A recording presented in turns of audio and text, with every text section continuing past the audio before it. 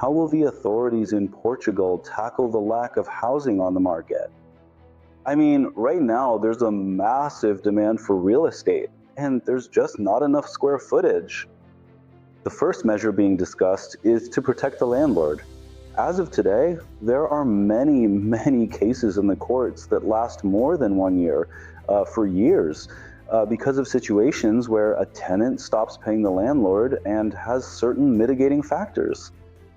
And it turns out that a situation arises where the landlord is not protected at all in this case.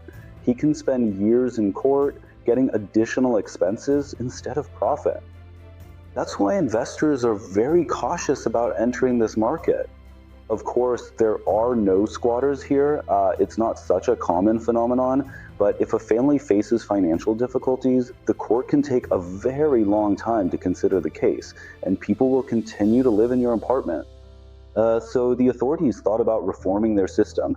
Now, such cases will be considered in courts much faster. They'll simplify it. But that doesn't mean they're going to kick people out on the street in every case. And if a person renting a home can prove their temporary difficulties, the authorities will provide them with temporary housing for the transition phase, but they must vacate your property. So the investor becomes more protected, and most likely this law will allow even more people to invest, put housing up for rent, and make residential square footage more accessible.